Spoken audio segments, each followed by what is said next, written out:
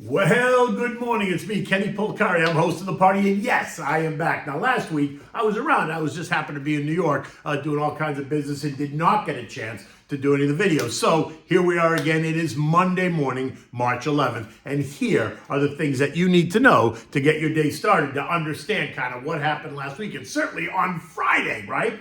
The Nonfarm payroll reports reveal some contradictions. Tech comes under pressure, right? But the money is moving into other sectors, and that's the positive. Oil is flat. Gold is consolidating around higher levels. The Fed is now into lockdown mode ahead of their FOMC meeting next week. And what do we have for dinner today? Well, we're going to have the chicken Cacciatore because it's a great warm dish. It's hearty. It makes you feel good, and it's, so good for you. All right. So good morning, America. Good afternoon to the Europeans, and good night across Asia, right? Stocks got a backhander on Friday, right? Nothing really dramatic if you look just at the end of the day. But if you look intraday, then you see more drama that took place.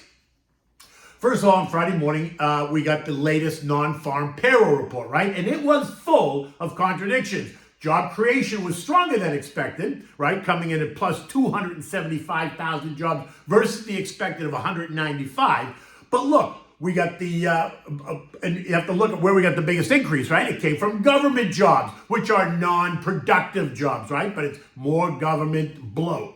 Unemployment ticked up to 3.9%, which was higher than expected at 3.7%, and wage growth also came in below expectations. And then we got some downward revisions to the prior reports, and that all added to the drama. And so what did we learn? Did the report offer any clarity at all on what the next move will be by the Fed? Stocks initially rallied on the back of the report, right? Futures shot higher on the expectation of what? Well, of those rate cuts, right? Think that weaker wage growth and the uptick in unemployment for reasons that came, right? But then what happened? Economists, analysts, and strategists started to pull it apart and really look under the sheets, right? And while those data points were a bit weaker, because they were, the job creation portion continues to suggest a strong labor market. And then the chatter centered around the number of expected rate cuts that exploded across the chat rooms and across Twitter, right? I was on Friday morning. I was on Varney & Company on Fox Business with Varney, and I was on right after this report came out. We discussed this very point. You can find it on my Twitter. You can find it in my note. I put the link in there to my note. You can also find it on LinkedIn, right? In any event, we discussed the report. While I remained cautious, it was clear that at 9 a.m. the algos were focused on the negatives in that report and not the positives, right? And that was going to support that multiple rate cut story until they weren't. Now, when the opening bell rang, stocks moved up. Tech, the XLK was up 1%, semis up 1%, Nvidia was up 5%, all before 10:30 in the morning. But then the tone changed. Mixed commentary about the non-farm payroll report permeated those chat rooms and the cable channels, and then boom, here comes the backhander, right? The smart logic algos go from buying the news to selling the news, and stocks moved lower. Led by what? Anything tech. The XLK now lost 1.5%. The semis down 4%, and Nvidia ended the day down 5%. That was a 10% swing from high to low in Nvidia on Friday, and that caused all kinds of angst. Right? At the end of the day, the Dow gave up 70 points or 0.2. The S&P was down 34 points or 0.7. The Nasdaq lost 190 points or 1.2%. The Russell only lost 2 points. The transports gave up 130 points or 0.8, while the equal-weighted S&P lost 11 points or 0.2. So it was not a disaster by any stretch of the imagination. But the big story here on everyone's mind is what happened to Nvidia, and what does that mean for tech and then the broader market. Well, let's discuss this, right? Because nothing happened to Nvidia. It's a very crowded trade. Do I need to remind you that the stock is up 580% since January of 23? 76% is just in the last 9 weeks as the AI revolution continues to take root. Remember, Nvidia stands at the nexus of this revolution. And anyone that manages a tech fund or a tech ETF or is just invested in tech owns Nvidia. They have to if they wanted to participate. It is the biggest name across the space. So everyone you know is connected to Nvidia, whether they know it or not, right? It is in one of the funds, if not multiple funds, that maybe make up their portfolio, retirement or otherwise. It is widely held. And when the market goes up, everyone celebrates and pats themselves on the back, reminding themselves about how good they are as an investor. But when the tone changes, suddenly there's this nervousness and people start to run for the door. So here's the reality check. Nvidia could actually lose 30% of its value and still be in an uptrend, right? Just look at the chart. It's unbelievable, right? So you have a decision to make now. Are you in a long-term portfolio or are you a short-term day trader? Are you nervous about the chart? Did you buy it at $300 or $900? Because how you answer these questions is going to help you decide what to do next. Do you blow it out or do you just peel off a piece and maintain a core position? Now, just FYI, I'm not convinced yet that Nvidia is going down 30%. I'm not saying that at all. I just said it could go down and still be in an uptrend. So I'm doing nothing. It just means I like the name. For me, nothing fundamental has changed for that stock, so my original theory remains intact. I also own it at lower prices, so that also helps me make that decision, right? Now, am I chasing it up here? Absolutely not.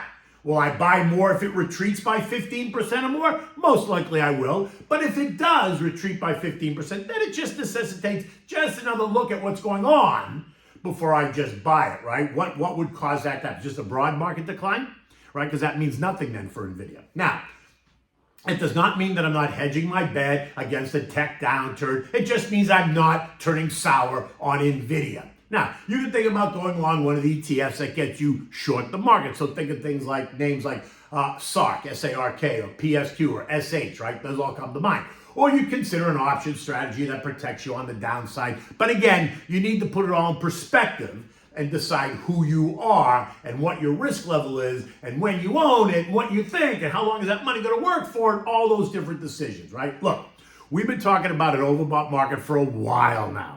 Yet it continues to kiss new highs, even as the federal funds rate is at 5.25%, which says to me, rates are not restrictive, right? The economy, according to the administration, is humming along just fine, which again begs the question, why are we discussing multiple rate cuts? Look, the markets are exhausted. Valuations are stretched. No one should be surprised if we see the market back off into the end of the quarter, something that I've been saying for weeks now. This week brings us now a slew of data, right? We're getting some retail earnings, right, from Williams-Sonoma and Kohl's and Dick's Sporting Goods and Dollar General, and that's going to speak to the health of the consumer. At least that's what they're going to make you think, right? But we're also going to get hit with two inflation reports, CPI on Tuesday and the PPI on Thursday. Now, the CPI month over month is expected to do what? Go up again, while year over year is expected to be lower, and that makes sense. But this is also a concern. If the month over month number continues to advance, then that means that inflation is starting to rear its ugly head again. The PPI, which shot even higher last month, is expected to remain elevated, and that also continues to be an issue. And then remember, at the end of February, the PCE deflator held steady, but the supercore PCE deflator exploded higher. And that could be the canary in the coal mine in terms of what inflation's doing, and then potentially what the Fed will do. In addition, Thursday brings us retail sales expected to be up. And that suggests two things. One, a strong consumer, or two, just higher prices. You see, retail sales can go up without you actually buying more. They can go up just because prices remain elevated, right? And that's going to be an issue. And then on Friday, we're going to get the Empire manufacturing, industrial production, and capacity utilization. All data points that will, continue to discuss where the economy is. Now, futures this morning are down. You shouldn't be surprised. The algos are more willing to hit the sell button ahead of these two key reports this week on inflation that will surely test the resolve of JJ and the Seven Dwarfs, right? Think dopey and bashful and sneezy and happy, grumpy, sleepy, and doc. Expect ongoing speculation about what the Fed will do or not do based on what those reports reveal. The Fed is now in a blackout mode, right? The FOMC announcement is next week. So do not expect to hear anything from members of the committee. But you can expect to hear anything that they want us to know from either Goldman Sachs or Nikki T from the Wall Street Journal, right? Both mouthpieces for the Fed when they can't talk themselves. They call up Nikki and they leak a story, or they call Goldman and they leak a story. At 6:30 a.m., Dow futures were down, right? Dow's down 150, S&P's down 13, the NASDAQ down 40, and the Russell is flat. And what you should take away from that is that money's coming out of the market is not going all into cash or treasuries. It's being invested into other sectors of the market that are expected to do well no matter what tech is doing. I mean, the industrials, the XLIs are up 7.3% so far this year. Financials up 8%, consumer staples up 4%, healthcare up 7.5%, basic materials up 4.5%, housing is up 9%. Airlines are up 5%. The value trades up 4%. Coal miners up 11%. Energy's up 5%. Oil and gas exploration up 4.5%. So money is moving into these other sectors, broadening out, and that's a positive. Now look, it makes sense that some of the tech sectors are going to see profit taking if the market gets weak, and thus pressure on all those groups. The XLK is already up 8% year to date. Semis are up 18% year to date. Artificial intelligence up 13%. Expanded tech is up 14.5%. But again, these ETFs share a lot of the same names. Think Nvidia. So pressure on just a couple of those names is going to negatively impact the returns on all those ETFs. In the end, if you have a well-diversified portfolio that is not overweight in those sectors, then you're going to be fine. But if you're a bit nervous, call your advisor to discuss, because he can always help you tweak it if you really need to. Now, oil continues to hold the line here at $78 and remains in the 75-85 trading range, right? Talk of a ceasefire continues to gain momentum in Israel, but there's no agreement yet. Now, should a ceasefire happen, do not be surprised if we see oil back off just a bit, just because the tensions will have declined. All three trend lines, though, in oil are all converging at like 75.5. So I would expect to see plenty of support there, right? And a ceasefire does not negate the demand growth that the market expects over the next year anyway. So I'm still bullish on energy, just FYI. Gold tested $2,200 last Friday, and it has been nothing but a remarkable move up over the past 2 weeks. Gold is up 8%. That's a big move in gold in 2 weeks, all ahead of this week's inflation data. Now, if the data this week confirms that rates will remain right where they are, then I would expect to see gold retreat. 2,100 would not be a surprise. But if the data suggests that last month's CPI was just a one-off, then expect to hear all about how rates are going to come down, and that's going to cause gold to consolidate up here at these higher levels, right? Because the lower rates will help gold. Now, bond prices are up this morning, and that's putting a little bit of pressure on yields. The 2 years yielding 4.49%, the 10 years yielding 4.07%. Not really much of a change from Friday. The rise in prices and fall in yields, though, over the last couple of weeks is telling you that the bond market continues to think that rate cuts are alive and well. This on the back of JJ's most recent commentary about how we, or they, the Fed, doesn't have much further to go before we get that rate cut. In addition, Jojo has now expressed his point of view, saying on the news over the weekend that he thinks the Fed is going to cut rates. Oh boy, here we go. Pressure on the Fed now coming from the White House in an election year. Something that's not supposed to happen. Remember, the Fed is apolitical, right?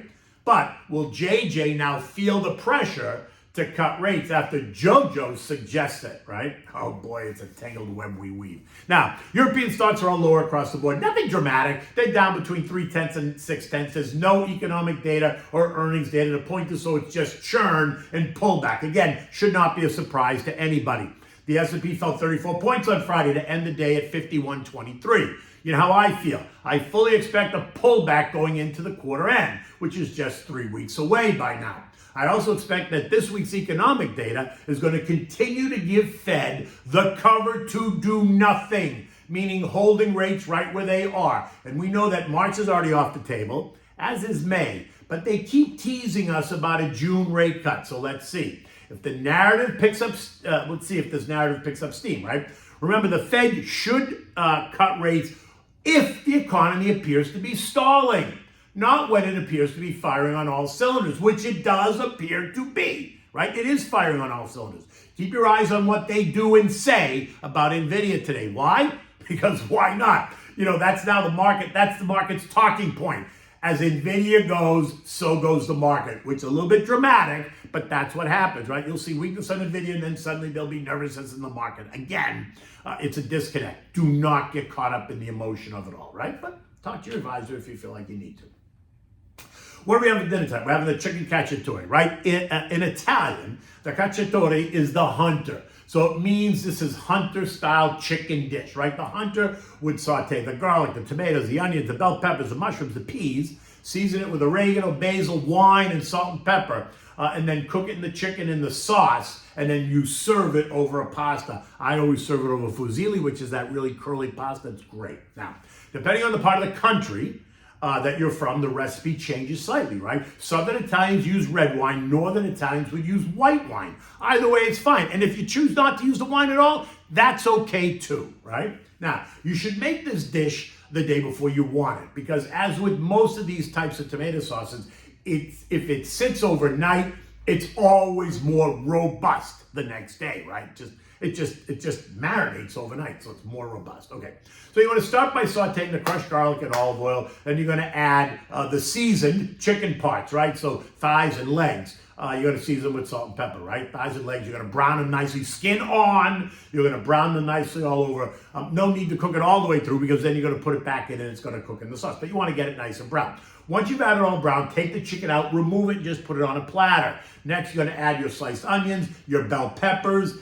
You use 2 large sliced onions because the onions melt and they're really sweet. You're gonna use 1 green and 1 red bell pepper. If you really like the other colors, you can use orange and yellow ones just to make it all very colorful. Whatever, use whatever bell peppers you want. You could use all one color, mix them all up. Saute the onions and peppers until they're soft, maybe 10 minutes. Season that with salt and pepper. Add 2 cans of kitchen-ready crushed tomatoes, not puree. You want to use crushed tomatoes, right? Then add 1 can of water and then a cup of red wine or the white wine. It's optional, whatever you choose. Season that with salt and pepper, oregano, and fresh basil. Bring it to a boil. Then turn the heat down to simmer. Add back the chicken.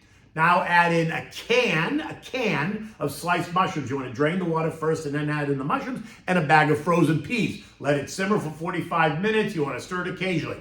At this point, it's done. But like I said, the longer it simmers, the better it is. And if you let it cool and then refrigerate it overnight, the next day it's even better. Now, whenever you're ready to eat it, bring a pot of salted water to a rolling boil and then add the fusilli. Cook it for 8 to 10 minutes until it's al dente. You know the deal, right? You want to drain it, always reserving a mug full of the pasta water, also known as tears of the gods.